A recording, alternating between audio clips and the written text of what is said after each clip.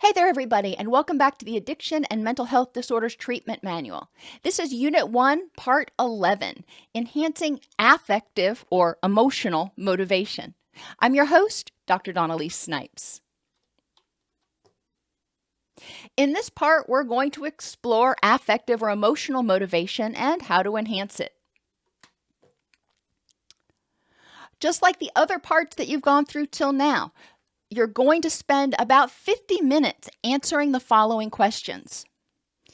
How is the new behavior, whatever that new behavior you chose in the previous parts, how is that new behavior going to make you feel better emotionally? How will it help you feel happier, more curious, more awestruck, more content, whatever happy words you want to use? How is it going to help you feel less guilty, depressed, anxious, angry?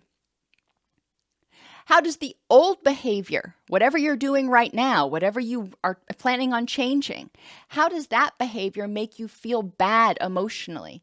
How does it make you feel bad with anxiety, anger, depression, guilt, grief? How did the old behavior make you happy?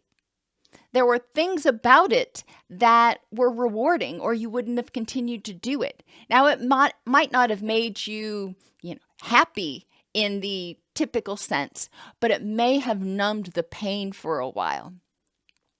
How else could you achieve that besides relapse? That is, how could you increase your happiness? What can you do to feel happy, curious, content, besides engaging in that old behavior? How might recovery or the new behavior make you unhappy, especially in the short term, and how can you deal with those feelings? When you start doing this, and I've been talking about this in each part, change is hard and change can be uncomfortable at times. There are going to be times when you know you need to do something for the change, but you really don't want to.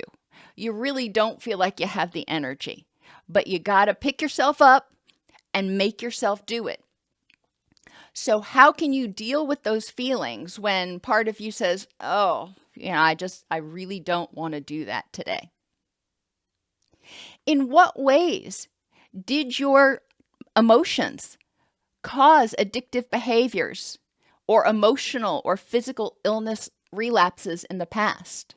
Now remember, a lot of people will engage in addictive behaviors to numb their feelings, especially the dysphoric feelings, or to help them feel something. If they're just kind of flat and blah all the time, they may engage in addictive behaviors in order to feel something, in order to feel a rush because they just feel numb so much of the time.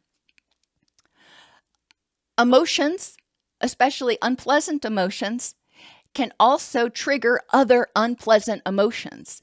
So if you start feeling anxious, then it may trigger anxiety issues. It may trigger depression issues. It may trigger anger in you because you're frustrated that you're feeling anxious all the time. And when you're feeling dysphoric, angry, anxious, depressed, etc., it also impacts your immune system. When you are feeling stressed out, your immune system is impaired.